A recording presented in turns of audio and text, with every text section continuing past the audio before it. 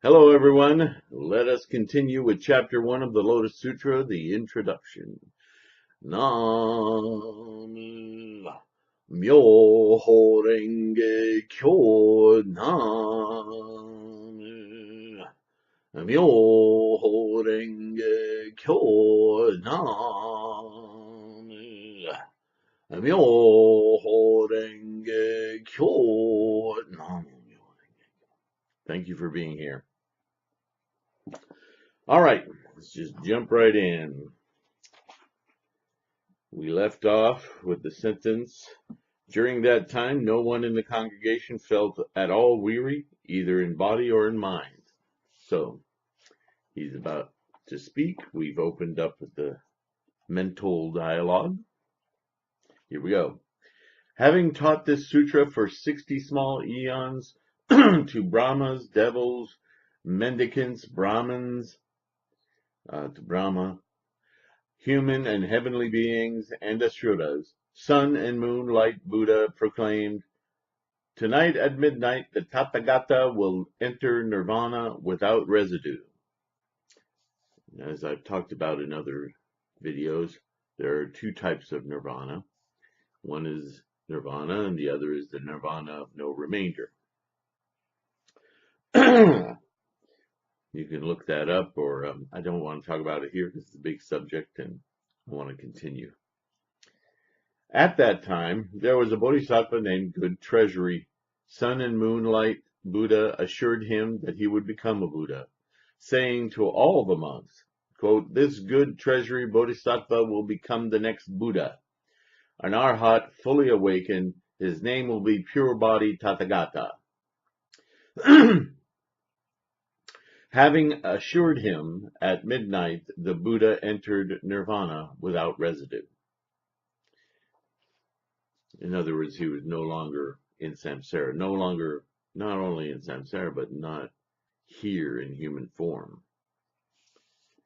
Following that Buddha's extinction, Wonderful Light Bodhisattva, having embraced the Sutra of the Lotus Flower of the Wonderful Dharma, taught it to others for a full 80 small eons. All eight sons of Sun and Moonlight Buddha took Wonderful Light as their teacher, and Wonderful Light helped them to strengthen their vow to attain supreme awakening. All these princes made offerings to innumerable hundreds of thousands of billions of Buddhas and achieved the Buddha way. The last of them to become a Buddha was named Burning Light. Wonderful Light had 800 disciples, one of whom was named Fame Seeker.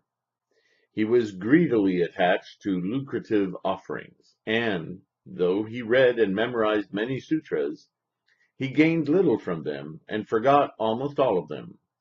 That is why he was called Fame Seeker.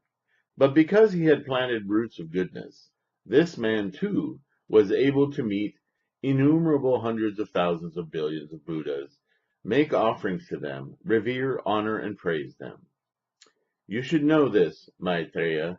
Was the Bodhisattva Wonderful Light of that time some other person? No, it was me.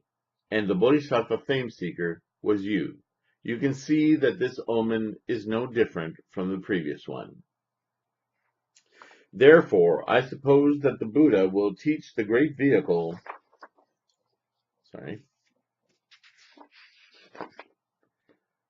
Sutra called the Lotus Flower of the Wonderful Dharma, by which bodhisattvas are taught and which Buddhas watch over and keep in mind. Then Manjushri, wanting to say what he meant, once again spoke to the great congregation in verse.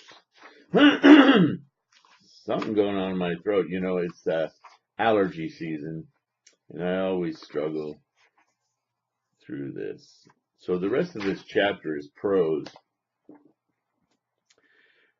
I'll read a little bit of it, but I'll leave the rest of it to you. The gist of this chapter we've already encountered. I remember that in the past age, unquantifiable, innumerable eons ago, there was a Buddha, the most honored of people, called Sun and Moonlight. That wonderful, world-honored one preached the Dharma, saving innumerable beings. and countless hundreds of millions of bodhisattvas, enabling them to enter the wisdom of the Buddha.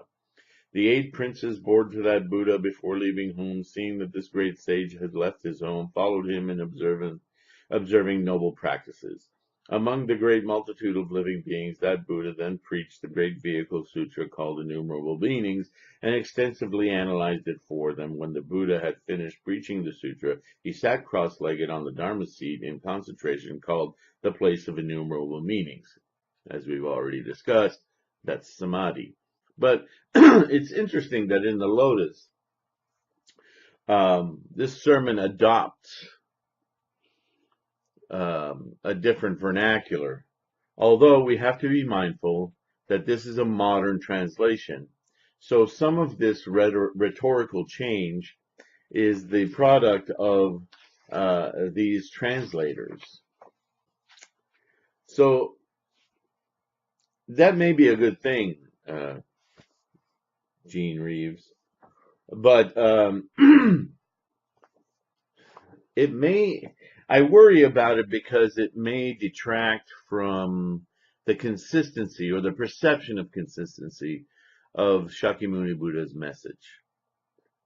Because one thing is certain, the more you read of the translations and the more you delve into scholarship for scholarship's sake instead of scholarship for teaching the Western mind's sake, some of these word conventions get blown apart, and the consistency of Shakyamuni Buddha is irrevocable. You can't miss it.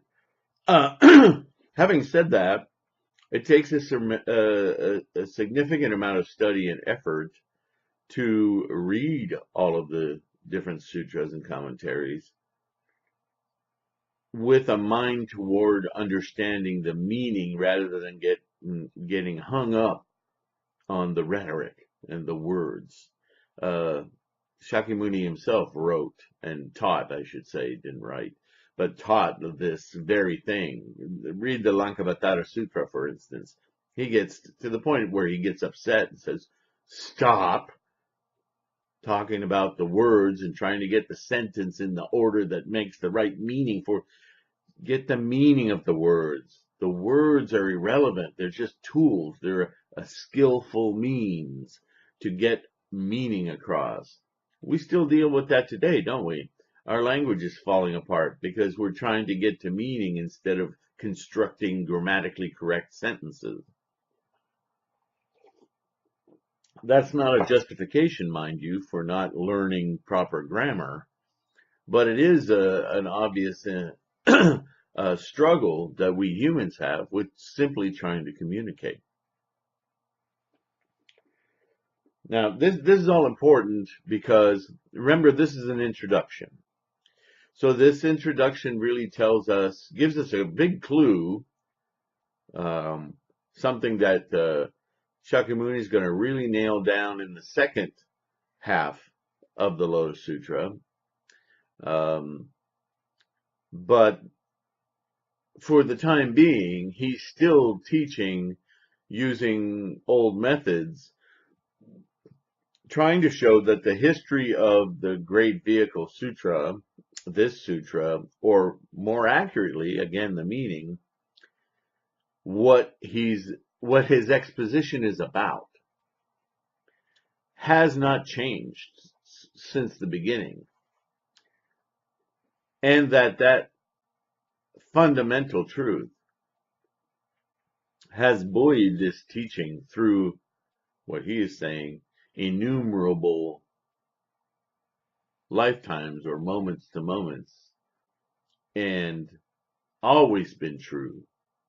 Before he, Shakyamuni, or Siddhartha even existed, this truth has always been here. And he's trying to make that point, and he's illustrating it, but not everyone is necessarily getting that. People are still hung up on the words of the name of these Buddhas, and which one came first and which one came next, and who are the children, and how they became Buddhas. by practicing the same thing. There's a strong attachment to history, and he's still using it. In this next chapter, as we go into it, called Skillful Means or Expedient Means, I've heard it called other things. Basically, what we're going to learn is that he's really gonna shake things up. He's got everyone's attention. We've already gone through all that ovation of who's there, who's in attendance, including our Genesis, the bodhisattvas of the earth. He's got everyone's attention. This is a mental conversation. This is a conversation you should have with yourself as well as everything in your world, because it's all you.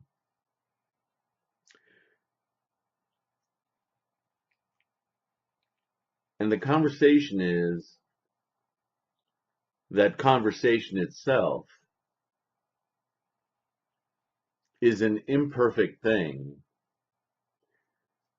whose function, whose sole value is, once again, that old analogy, I forget what sutra it first popped up in, it might be the Lankavatara actually, of the finger pointing at the moon.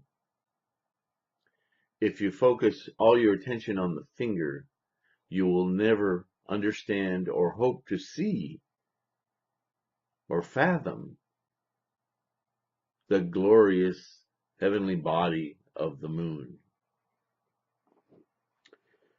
So this second chapter is basically saying, look, I've spent these 40 some years teaching the same thing, but I've taught it in a way that was a finger pointing at the moon. With this final sutra, I would like you to perceive the moon.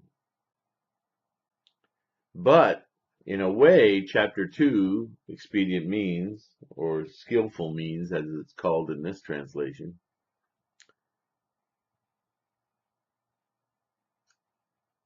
it's almost an apology, because what it's saying is, I know a lot of you have latched on to these stories and fables and the ideas that I've told you in words, and you've gone off and accepted what my teaching is as a folklore instead of looking at the meaning. And right now, I'm wanting to take that apart. I'm wanting to destroy that attachment, and I want you to really get the meaning. And I don't want you to be angry with me or think for some reason that I've been lying to you all along. These haven't been lies. They've been skillful means. They've been ways of introducing you to truth using what's familiar to you. Trying to get you to go beyond what you think you know by using the tropes that you do think you know to get you there. And so this chapter is about not only bursting that bubble of mythology and saying we stop getting hooked up on all these little stories and think a little deeper. It's an exhortation for you to really start to focus in on your method of practice for awakening. It isn't in the rituals. It isn't in believing these stories. It isn't about knowing the fable of the medicine doctor and his children not listening to him. It's about the meaning of that story. Are you listening? Are you taking the medicine? Are you getting it? Or are you just going through and say, isn't this a pretty story? Isn't this a cool story? Ask yourself, why? Why is it cool? What makes the story valuable? How does this story apply to your own life? So this is what chapter 2 is about. Skillful means. At that time, the world-honored one rose calmly. Now you notice, I don't know why he didn't start with thus I have heard or anything like it. Let me see if this other translation does. I'm starting to worry about this modern translation. I don't want you to miss the meaning. Yeah, this one doesn't either. And in this translation, chapter 2 is called tactfulness. There's so many different ways. And this is the one from the Kosekai that's real popular. You probably know this one. Just for shits and grins, let's see what H. Kern said back in the 1800s. Chapter 1, chapter 2.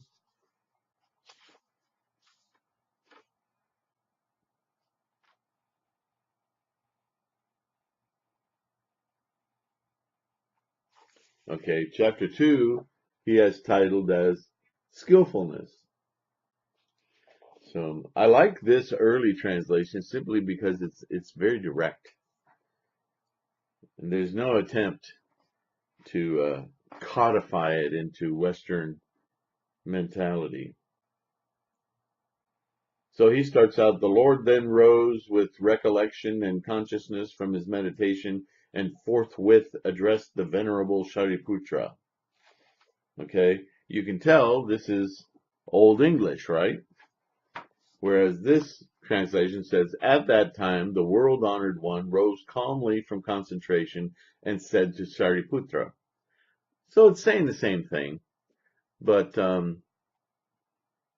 don't know. I still worry about the danger in some instances, like the changing of samadhi to mindful, innumerable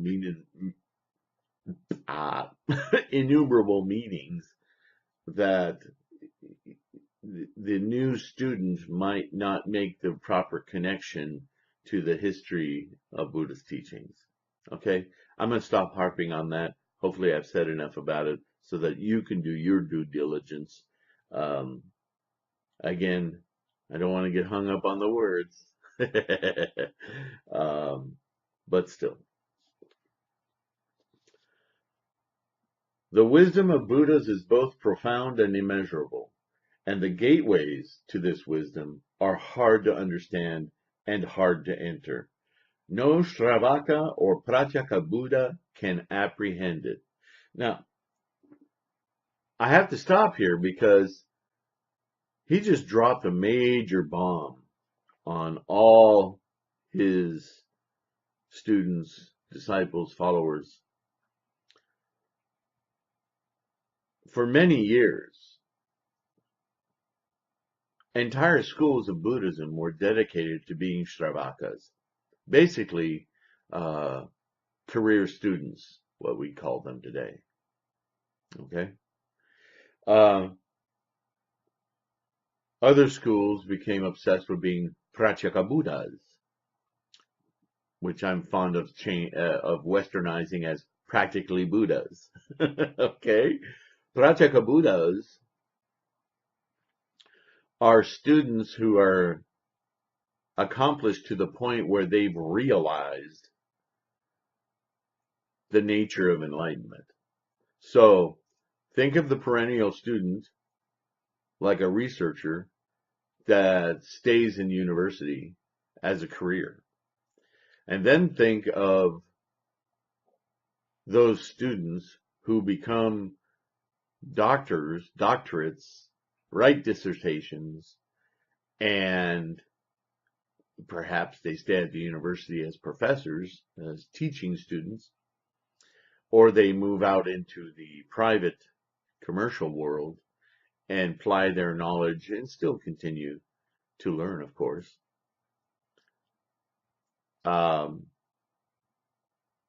These are practically Buddhas. And those are the people who tend to adopt terms like arhat, that they're so knowledgeable that there can be their Noam Chomsky. They're I'm trying to pick contemporary examples of people who have then entered the mainstream with tremendous accomplishments, who've been avid, diligent students, Shravakas, who've been Pratyeka Buddhas, mentors and teachers, and still are, but who have also moved into the private world as mentors, exemplars, right? You could make an argument that they're on the cusp of being bodhisattvas, and I don't think you'd be wrong, with the one exception that there's a difference between an accomplished, and I probably should not have used the word mentor, but more an accomplished figure who is an exemplar, and an accomplished figure whose every effort is made to make those around him or her just as, if not more, accomplished. If that becomes their singular goal, not just elucidating what they know, but facilitating others to know not only what they know, but to go beyond what they know, now you have a bodhisattva. Does that make sense? So here, first paragraph of Skillful means, the wisdoms of Buddhas is both profound and immeasurable. The gateway to this wisdom are hard to understand and hard to enter. No Shravaka, perennial student, or Pratyeka Buddha, a doctor, a teacher of others, can apprehend it. They don't get it either. It's beyond their practice. Man, if you read this carefully, in today's terms, that's a pretty hard slam against people who've already dedicated decades to his own teachings, but are now being told they're incomplete. So what good an arhat be?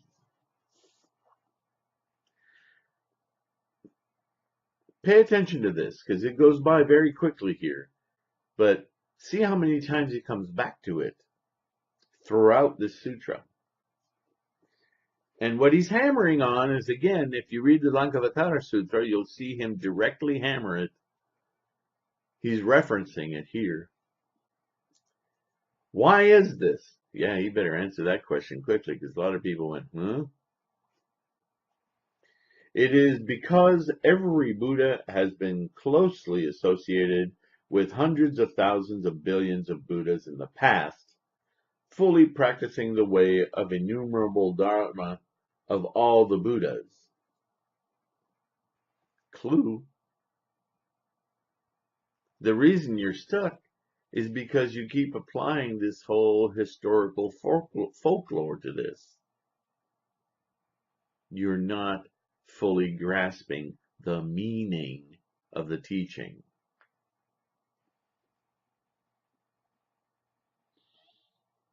Boldly and diligently working, they have become famous everywhere, fulfilling the very profound, unprecedented Dharma and teaching it wherever opportunities arose, yet their intention is difficult to grasp. That's what I just said. Shariputra, ever since I became a Buddha, I have used a variety of causal explanations and a variety of parables to teach and preach, and countless skillful means to lead living beings, enabling them to give up their attachments. Why? Because the Tathagata has attained full use of skillful means and practice of insight. Shariputra, the insight of the Tathagata is broad and great, profound and far-reaching, immeasurable and unobstructed. His powers, his courage, his meditation, his liberation, and his concentration have enabled him to enter into the boundless and to fulfill the unprecedented Dharma. And for now, just having read that, I want to give you a definition of Dharma that you probably don't hear often. Think of Dharma as a verb. Everybody wants to define it as a noun. Think of it as a verb. Think of it as the verb knowing.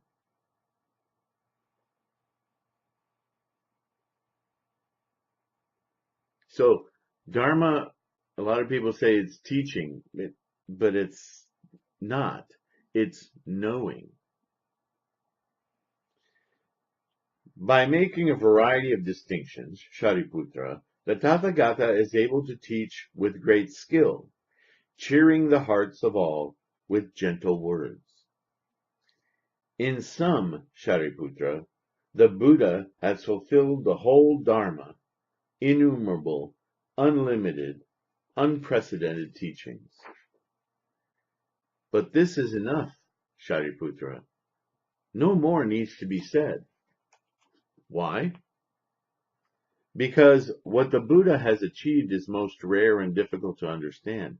Only among Buddhas can the true character of all things be fathomed.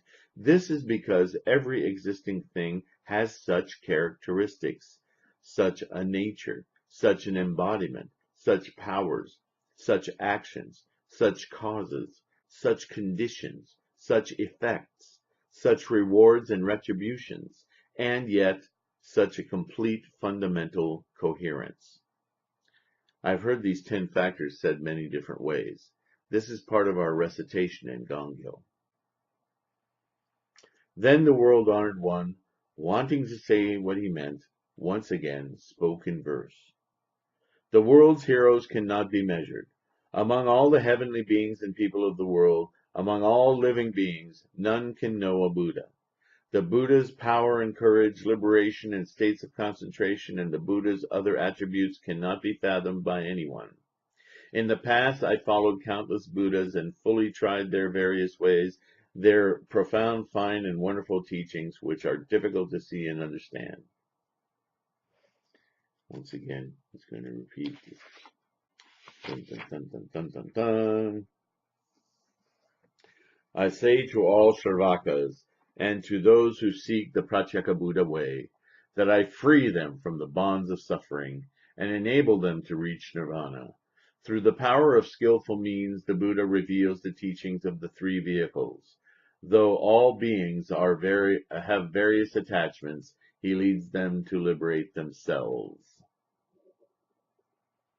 At that time, in the great assembly, there were Shravakas, Arhats without faults, Ajnata,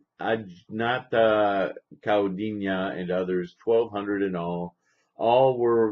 There were various monks, nuns, laymen, who vowed to become Shravakas and Pratyeka Buddhas. They all thought, why does the world-honored one speak so enthusiastically about skillful means? Why does he say that the Buddha's Dharma is so profound and so difficult to comprehend, and that he says is is so difficult that not even Shravakas and Pratyeka Buddhas can understand it? And yet, at the same time, he has said that there is only one principle of liberation, so that we too, with this Dharma, will attain nirvana. But now we do not know where this leads. Then Shariputra, seeing the doubts in the minds of the four groups and not having fully understood everything himself, spoke to the Buddha, quote, World-honored one, what are the reasons for you to praise so enthusiastically the Buddha's principle of skillful means and the very profound, fine, and wonderful Dharma, which is so hard to understand? Never before have I heard such teaching from the Buddha. Now these four groups are full of doubt. Will the world-honored one please explain why you have so enthusiastically praised this very profound, fine, wonderful Dharma, which is so difficult to comprehend? Then Shariputra, to say what he meant once again, spoke in verse. So as I said, he just told all these Shravakas and practically Buddhas that they're doing fine work, but they haven't realized fully what he's teaching. Then the Buddha said to Shariputra, stop, there is no need to say more. If I explain this matter, all of the world's heavenly beings as well as human beings will be startled and perplexed. When have you ever heard him say that before? Again, Shariputra said to the Buddha, "World-honored one, please explain it. Please explain it. Why? Because in this gathering, there are countless hundreds of thousands of billions of living beings who have already seen Buddhas. Their faculties are excellent and their wisdom is clear. If they hear the Buddha preach, they will be able to believe respectfully." Then Shariputra, to say what he meant, once again spoke in verse, "King of Dharma, and unexcelled in honor, please preach to us without without reserve. In this assembly are countless beings who can put their reverent faith in you," or dedication, conviction in you. That word faith, I just want to strike it from the language. But the Buddha again said, "Stop, Shariputra. If I explained this, all the worlds of humans and heavenly beings and Ashuras would be startled and perplexed, and extremely arrogant monks might fall into the great pit." This is a reference to earlier in his teaching career, when a great deal of monks who had heard the early years of his teachings through travel, because there were no phones, there was no print, it was all verbal. So when these teachings traveled across throughout India and then down into the Asian peninsulas and islands, Burma and so forth, they arrived in those countries as complete packages of teachings. Later teachings didn't make it down there until much, much later, decades and maybe many decades before they heard anything else. So the people in those regions believed they had gotten all the teachings. This is the Hinayana mistake, is that they just think they got it all. And because they got it at the time they got it, they thought, "Oh, this is fresh, this is real." These later translations, they're, other people talking. They didn't buy into it. They didn't understand that it just took a lot of time for the teachings to spread. So the great pit he's talking about is the illusion, the arrogant illusion that they know it all, that they have all of the teachings. And unfortunately, a lot of sects ended up going into different forms of what we call today nihilism, thinking that everything was about non-existence and that the goal of Buddhist practice was either death, some form of death, a living death, or actual death. And you have all these immolative cults that burn themselves and so forth. And it's tragic.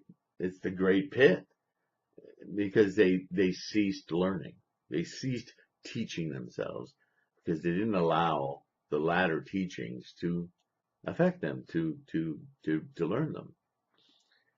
So then the world-honored one once again spoke in verse, "Stop, no need to say more. My Dharma is wonderful and hard to imagine."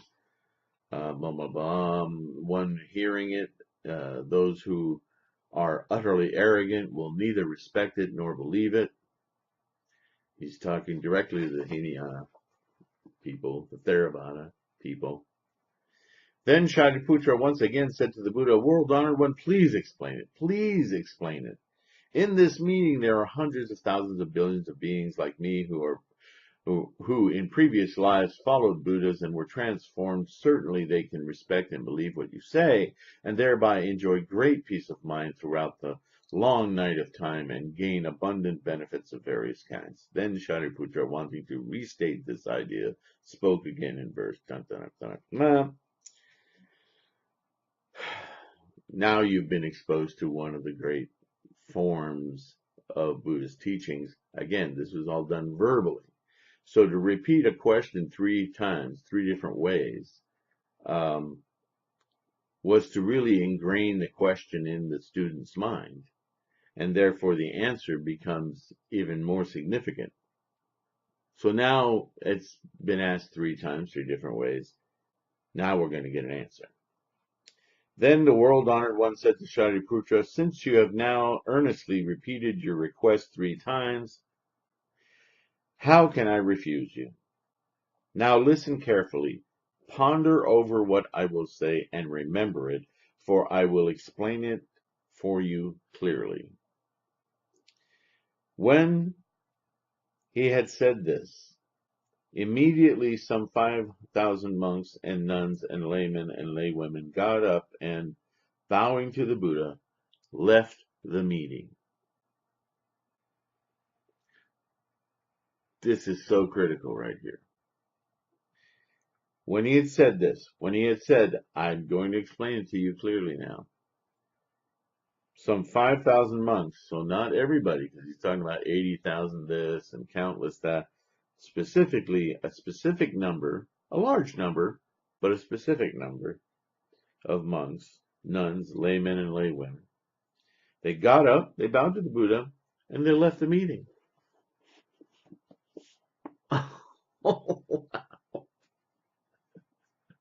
What? Okay, I'm going to drop the bomb on you and tell you the core of everything that you haven't gotten yet. And these people get up and go, meh, we know everything already. Why?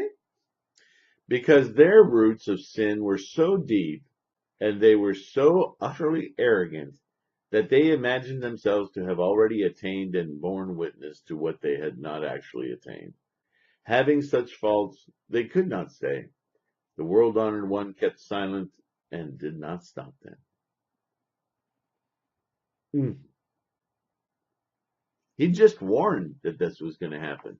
He just warned that there's going to be these arrogant people that won't want to hear what I have to say.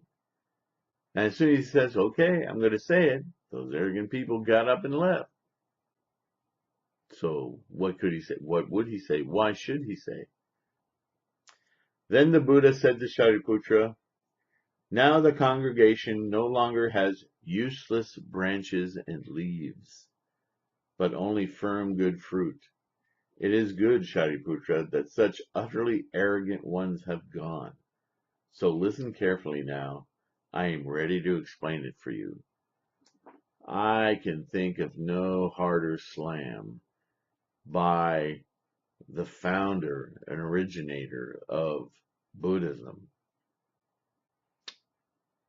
to say of a group of his own students, good riddance. Now that they're out of the way, we can get serious. Ouch! I mean, wow! So all those people who ask me questions about, what's the difference between Theravada and Mahayana? What's the difference? Why do Hinayanas hate Mahayana? Why does Mahayana speak so poorly of Hinayana and Theravada? Blah, blah, blah, blah. Man, it's in print. It's in the Buddha's words. This isn't some manufactured politic.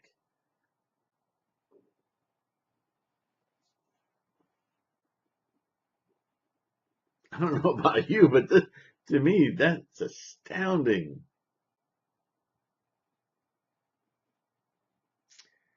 And Shariputra said, very well, world-honored one, I am eager to hear you. Good attitude. The Buddha said to Shariputra, such a wonderful dharma as this is taught by the Buddha Tathagatas only on very rare occasions, just as the Adambara blossom is seen only very rarely. Supposedly the Adambara only blossoms every 500 years. You should believe me, Shariputra. In the teachings of the Buddhas, nothing is empty or false. Shariputra, the meaning of the Dharma that Buddhas preach as appropriate to the occasion is difficult to understand. Why? Because we use a variety of skillful means, causal explanations, and parables to teach. This Dharma cannot be well understood through calculation or analysis. Only a Buddha can really grasp it. Why is this? Because it is for this great cause alone that Buddhas, the world-honored ones, appear in the world. What do I mean by saying it is for one great cause alone that Buddhas, the world-honored ones, appear in the world? The Buddhas, the world-honored ones, appear in the world because they want living beings to open a way to the Buddha's insight and thus become pure. They appear in the world because they want to demonstrate the Buddha's insight to living beings.